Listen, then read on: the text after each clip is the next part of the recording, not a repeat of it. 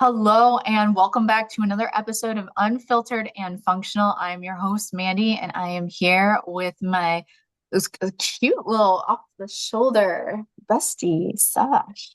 Hi. Look at you. You also have an off. That looked cute. You should look at us twinning. Twin Trying to bitches. trying to get these adults in, girl. I love it. They're Okay. coming. It's happening. Slowly but surely, we be getting there. All Yes. right, guys. Well, I am excited to bring this episode. It's been a long time coming. It's been a few weeks, maybe a month and a half or two-ish. Hello, it's been a while. Hello. But our topic today is really relevant. I'm gonna try and not get too fucking passionate about it, but I can make no promises about that. We wanted to continue on our process about talking about postpartum. We've talked about preconception health. We've talked about, have we talked about pregnancy? I feel like, yeah, we've No. talked about birth. Well, We talked about we talked birth. about birth, yes, but Yeah, not actually being pregnant.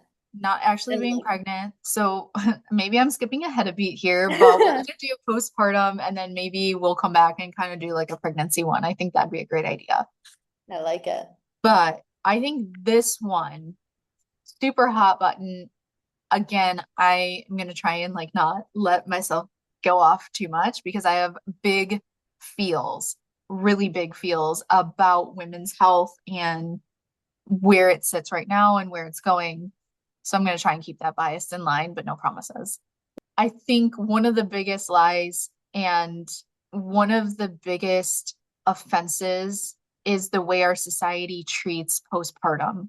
And the biggest lie of like, oh yeah, you just bounce back in 6 weeks. And true, we have a bunch of fitness influencers. We have a bunch of athletes that like will be pregnant and then you see them after they give birth and oh my God, they're like back in a bikini and they look really good. And this is just a reminder that guys, social media is a highlight reel. You never know what kind of angles, what kind of sucking in, what kind of manipulation, photoshopping is being done to these photos. Please do not try and compare your personal journey to something that you see on social media because it really, I think, retracts from, again, how beautiful the process of bringing a new life into this world is. And postpartum is hard. It's Yeah. fucking hard. Not only hormonally can it take some women like not, you think, oh, I'll be better in 6 weeks. And like if you're breastfeeding, hormones might take a little bit longer to, stabilize. But for most women, we're looking at 12 to even up to 24 months for hormones to regulate. 2 years. I Two believe years. it. So who came up with this fucking 6 week lie?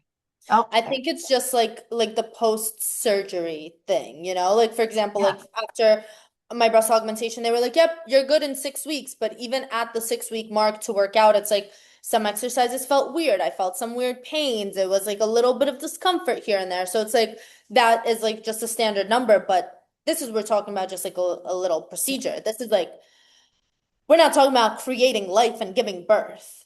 Yeah. Yeah. I And for mean, it to be the whether it's same amount of weeks is a little bit crazy. yeah. And that's a good point. I'm not sure if that 6 weeks comes from like you're cleared by your physician to start engaging in like intercourse again. Maybe that's what it is. And there's that like pressure Yeah. from partners or whatever.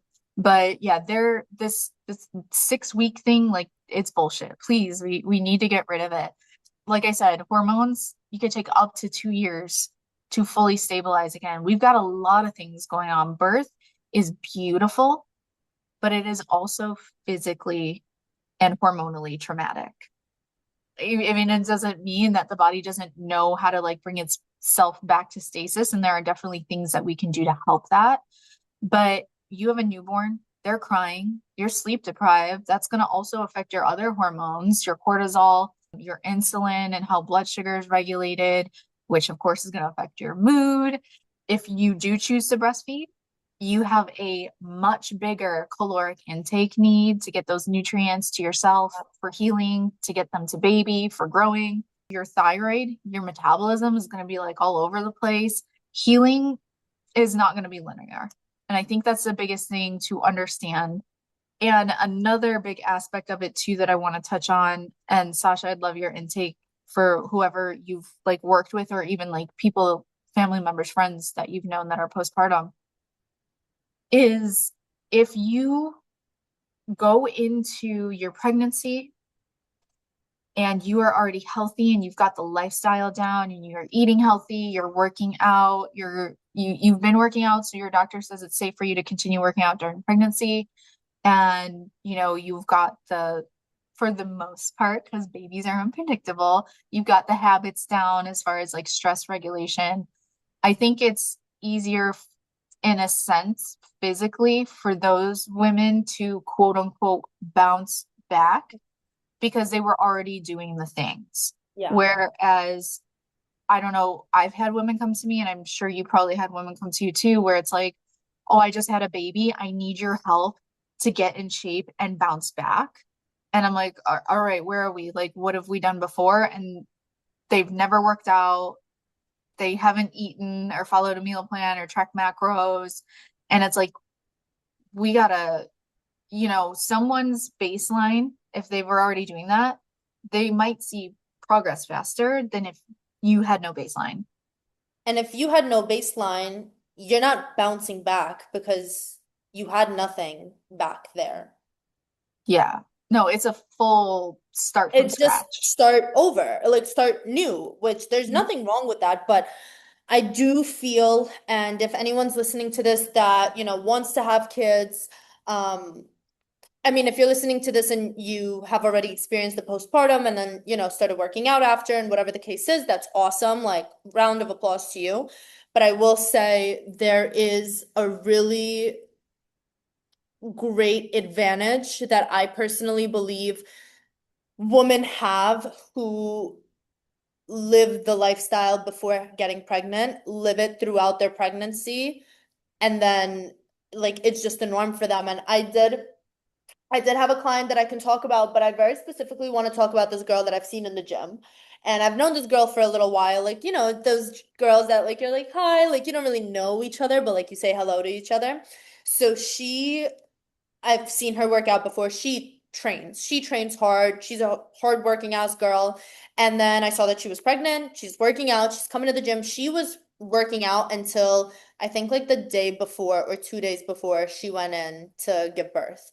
And then I saw her at the gym again without the belly, and I was like, "Oh my God, congratulations." She was like, "Thank you." I was like, and I'm not keeping tabs on how long ago was that I saw her. I was like, "How long has it been since like how old's your baby now?" And she was like, "I literally just got cleared to start working out." And like she's like, "I started walking and getting steps in and doing some like little movements like immediately after because at that point like that was just to keep her sanity, right?" And like there's a lot of like postpartum depression that people talk about, and I think a lot of that also has to do with the lack of movement and the lack of like those endorphins that you make for yourself and getting your heart rate up. And I think a lot of that does have to do with that as well. Might be wrong. I have not had the privilege yet of having a baby that is going to be in the future, but like even there, it's, we've spoken about the things that you do to prepare before you want to have a baby. And I think one of the most important things here is to live the lifestyle beforehand, because I do feel like in that case you are bouncing back,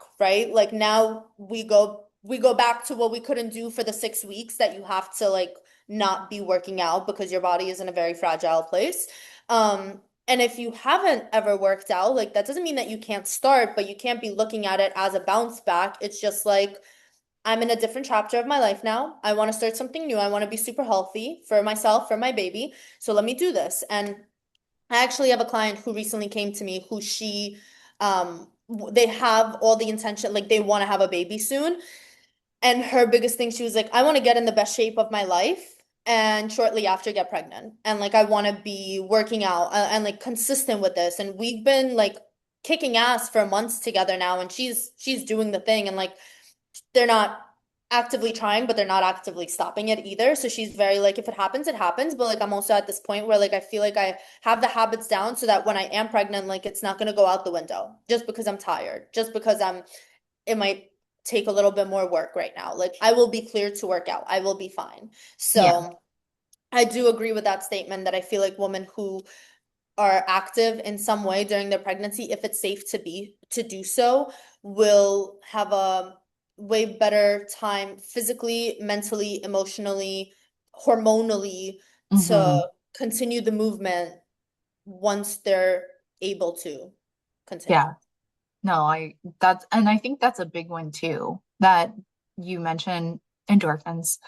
It helps. Yeah, It definitely yeah. helps. And I do want to touch on like a few of the other things you said, like postpartum depression, and That honestly identity. scares the shit out of me. Like that scares the shit out of me because you never know because your hormones have a lot to do with everything. Your gut, your hormone, like everything is Hmm. over here. And Yes. that's where releasing the endorphins and working out and training, it's something that you do for you. Like I feel like you have We'll get there. We'll get there. I do want to touch on to. something really quick before we get there, that because it's talking about working out still, is you had mentioned like the girl that you saw in the gym was like walking before she got cleared, and whether or not you have been active before or during your pregnancy, it doesn't matter. You still need to heal up Yeah. first, whether it was a natural vaginal birth or if it was a C-section, and that will change the way you move your body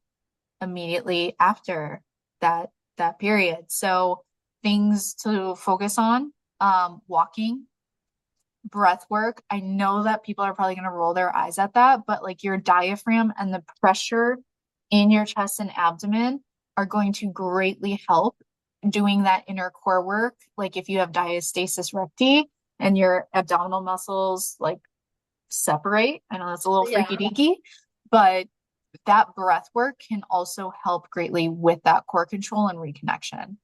And then another one, if needed, and I don't want to see, hear, or feel any energetic eye rolls here, pelvic floor therapy. Oh, absolutely. Huge game changer. Huge game changer. One of the postpartum clients that I worked with, I think in total, like she ended up losing about 45 pounds, looks Wow. fantastic, but like, and she was working out before pregnancy, but when we were doing like her postpartum programming and split and everything, I had to like kind of have a conversation with her and be like, we're not shooting straight to like cardio. We're not doing 4 or 5 days a week again. You have a newborn. Like training Yeah. is going to look a little bit different. And so we did focus on walking and a step goal. We did focus on honestly breathing and some deep core work. So things are going to look a little bit different than what you might see on social media as far as like postpartum workouts. There does need to be that healing period before we jump back into, deadlifting what you were deadlifting before Yeah. pregnancy again. We got to work our way back up there. Okay. I want to jump into two other points I have, and they really go hand in hand. Sasha, you mentioned postpartum depression. And the other one that I've seen that, like I said, goes hand in hand with postpartum depression, I've seen this with some of my girlfriends that have had babies, is the grief of, I'll just call it what it is, an identity crisis. Because it doesn't matter how many stories you've heard, people's perspectives you've read. I don't think anything can truly prepare someone for that first baby and that shift of your identity. And I think that women are afraid to talk about it because they might feel guilty. But two things can be true. You can be Yeah. grieving your identity and like loving your new baby and motherhood so much. So I really want to break that stigma down. And anyone who's listening, like, do not feel guilty about any grief you feel. There's no need to feel ashamed that you're grieving, that you have less like freedom, that you can't Yeah. just like up and go to the grocery store, up and go to the gym. So spontaneity kind of out the window until, baby gets a little bit older, or you find a babysitter or a nanny or a parent to help or something. And part of that too is your body. It's okay to grieve that your body changed. That that bitch just did a whole ass miracle. Yeah. Like, you can't do something beautiful and miraculous and be the same person that you were before that. So I just kind of want to give that, like, hey, ladies, it's okay. If you're feeling a little bit sad about the life you had before you had a baby, it's okay. It doesn't mean you don't absolutely adore and love and cherish your baby, but both can be true. Yeah. Now, the big one, the postpartum depression.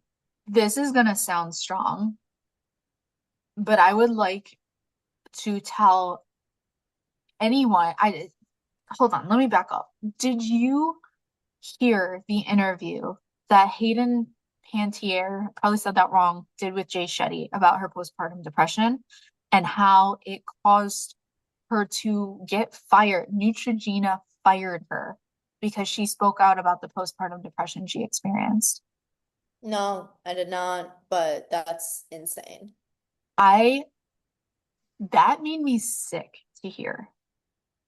And you can hear like the emotion in her voice too. And okay, I'm gonna try. No, fuck it. How dare you, Neutrogena, or whoever is out there? How dare you do something like that to a woman who is struggling, who is being brave enough to open up about those feelings? Because postpartum depression, that is nothing to be ashamed about. You mentioned it, Sash. We've got hormones going everywhere. Yeah. Like, this is not a choice that women make. You think somebody wakes up and is like, oh, I think I'm going to be super sad today and feel totally disconnected from my baby and like my people around me. No one's choosing that. No, no. Like, as a society and as a culture and as just a community, we need to do better to support these women because that doesn't mean they're going to be depressed forever. But we can certainly shorten that process and make it a little bit easier by supporting them. How fucking dare you fire her for being an advocate? That's ridiculous. Sorry. That's ridiculous. No, don't apologize. Very valid reaction. Very That valid reaction. it made me so, so sick. But postpartum depression is very real. And I think, a good part about more people talking about it, although like I'm very sad to hear that that was her experience, and I know it's not a singular experience. I do think it's becoming a little bit more expressed. I know that there are Okay. short-term antidepressants that have been approved for the postpartum period. And like the goal is like you get weaned off of them pretty quickly. So I do think it's good that there are more resources for those women now. And that, if you're somebody like you said, you're a little scared for it, I think it's cool that there are resources to like go to therapy or talk to your doctor about it beforehand so that you can almost like prepare because it's not Yeah. guaranteed that you'll experience it. But if you want to be ready, like at least you've got some steps like put into place. But again, I just want to make this statement before I kind of open the floor. If you are a woman and you experience postpartum depression in the past, if you're a woman and before getting pregnant, you were prone to depressive episodes, so you're nervous about like the postpartum period, there is nothing to be ashamed about for the way you're feeling. Like it is normal. It's not ideal, but there is nothing wrong for the way you're feeling. Like I just said, nobody wakes up in the morning and chooses to feel that way. There's something deeper going on inside of your body, and you just need support with Yeah. it. It will not last forever. You can still deeply love your baby and also feel so utterly overwhelmed by this new life change. And like I said, with the like grieving your old identity, both can be true. Yeah.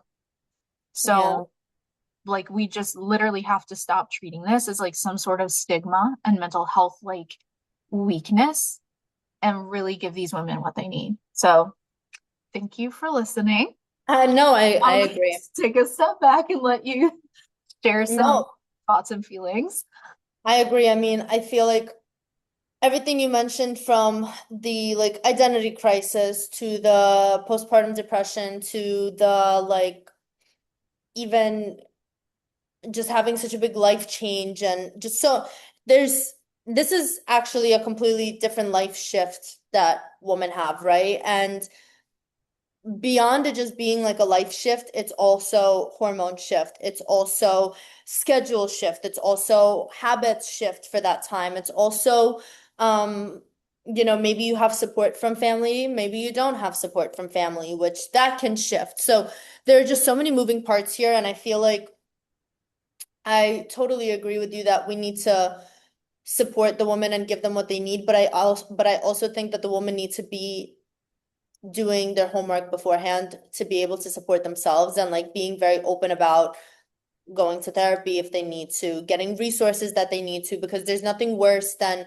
keeping things bottled up and then everything just exploding and then also not having the resources or not having the support. So like for example, like I mentioned, like postpartum depression, like that scares the shit out of me. So like ever having that. Like it scares me like of how if it was to happen, how I would respond and like how things would go. But it's also something that, I speak about with my fiance. Like we talk about it often about kids and like what our timelines look like and what we would like and like how things would be and just talk about it so that there's going to be enough uncertainty as is being such a new chapter that neither of us have ever experienced. So whatever layers we can remove of uncertainty or communicate with each other to like give each other that support of, hey, this is what I'm scared of. This is what I'm scared of. All right, cool. We're scared together. Here's what we can do about it. Go for resources, get some additional support, have family involved, whatever the case is, friends, family, like speak about it. So I think that I totally agree with you that we need to stop like what Neutrogena did. That was disgusting. I don't think I want to even listen to that because that would actually blow the roof off my head. It was Um, a really hard podcast to listen yeah. to. Her emotions were very raw, but it I was mean, beautiful. Yeah. but like, you can't blame her, she just brought life into the world and she's essentially getting almost like belittled at like her she's not getting validated for like how she's feeling and how she's feeling is totally valid. So I feel like there's but that's also something that there's also the aspects of, okay, prepare for that too, that people aren't going to understand what you're going through. And they should do better, but we also can't have expectations of people. Mm. You know what I mean? It's like shame on them, and that's completely wrong. And I stand by that, but it's also like, honestly, that's it, just shame on them. Yeah. I mean, you can't even like I kind of like when I heard that, I'm like, that's like firing someone for like racial reasons or discriminatory reasons or like sexual orientation reasons. Like, Yeah. where is the validity? Because she gave an interview saying that she struggled, like, that's what it was. She gave an interview, said that she was struggling with postpartum depression, and they were like, oh no, done. And she'd been with them for like 5 or 6 years, I think. And she had other issues going on too. Like she's, I think, sober now and she was dealing with alcoholism and a bunch of other things. So it was just one of those where, that's a very unique story and she shared it and it was beautiful and raw. And thank God for her sharing that. But also like women need more resources. And I Yeah. know And they most of also them, need to go after the resources. Like you could bring a horse to water, but you can't force it to drink. Right? no, Like put all the resources in front of someone, but if they don't want to take them because they don't think it will work or aren't willing to give something a try, right? Like I'm sure you've seen the cases even with just I mean, I came across a video recently where she was cleared to work out, she was able to, but she was kind of like, well, what's the point if I'm gaining weight anyways with being pregnant? And it's like there's a point for why you should be moving your body if you're cleared to do so. Like that's kind of already giving like you don't want the help, you don't want the resources. So yes, they need more resources, but also using them. I mean, I agree to that extent, but also I've known a few women that were like really solid, like before, like you would say like sunshine shot out their assholes, like they're just like such happy people. Yeah. and then just like postpartum Hormone, depression. yeah. Right. But they never even thought to like seek out resources or to be prepared with them because she's like, well, I've never been a sad person or a depressed person. Yeah. Like, what do I have to worry about? So that's where I think like that education has to start in doctors' offices with preconception health, with pregnancy help, when you're like going to your first appointment. I think that conversation needs to be initiated Yeah. minimally by healthcare providers so I that agree. if that woman wants to pick the conversation up and like get those resources, great. But I think it should definitely be initiated I by agree. healthcare. Because like until you're pregnant, you don't you don't know what the heck is going on. Like that's what doctors are supposed to like tell you, kind of like, hey, this is what to expect. I mean, doctors are Yeah. supposed to do a lot of things, Well, but I know. That's why this is why I'm calling them out and being like, do better. Again, yeah, I again, agree. I agree. again. Everybody do better. But I just, this is something that is close to my heart. I know I've talked about before how I personally don't want to have kids, but as a woman, I still like feel very strongly for women's health and I just I just want women to have like the best we deserve so much. My God, historically we've gone through so much shit. I just want to help however I can. So to kind of wrap up, just little reminders, guys, healing times vary. What you Yeah. see on social media is not necessarily what's going to happen to you. It might, just depends on, your baseline, but either way, be gentle with yourself. And there's literally no pressure to jump into working out if you haven't worked out before after you have a baby. I I think that fear should be taken away. Of I course, you're agree. going to gain weight during pregnancy. You need to for the baby's health. Be gentle with yourself afterwards. You don't have to start working out 6 weeks afterwards. You might choose to take a year, and that's okay too. Yeah. Let yourself adjust. Let your feelings be valid because they are. Communicate with your support system around you because I can only imagine what it feels like to be sleep deprived, having a baby that you love more than anything just screaming in your face, and you're like, what do I do? And it's not latching onto my nipple and I don't know how to feed it. And then you're gonna like, girl, I could start crying thinking about it too. Like, what do you mean I can't feed my baby? I don't Yeah. even have a baby. And I'm like, I have your Uh, feelings. Communicate with your support people. And then also kind of like what Sash said too, just be really self-aware. And if you don't feel good, you have to ask for the help. You have to do something, not just sit and wallow in it too. I know that's easier said than done, but please, make sure you're communicating openly with your doctor, with your partners, with your family. And most importantly, you are worthy. This is okay. You will get over it. You have survived 100% of the days that you have spent on earth so far. You will have a new beautiful day soon. So, Sasha and I are both coaches. We do work with women in the postpartum period. If you guys are looking for how to incorporate healthy lifestyle foundations as you navigate this new chapter of your life, we also do take into consideration like mindset and mental health shifts during that time. If you do need like more mental health support, we will refer you to collaborate like with a therapist or someone, but we are also here to kind of help you have a little mindset roadmap. I will put our contact information in the description below.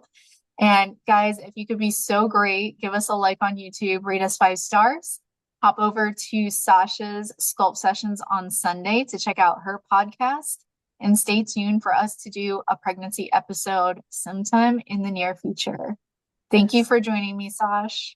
Thank you for this episode, man. This was incredible, and I'm sure that when it's my time in a few years, I'll be coming back to these and listening to this myself. Oh my God, I can't wait to be an auntie again. Wait, please wait. I guess. I guess. I it's I respect your timetable. Thanks. But like if it happens, you know. Stop it. Okay. Love you guys. Bye. Bye. Love you. See you next Monday.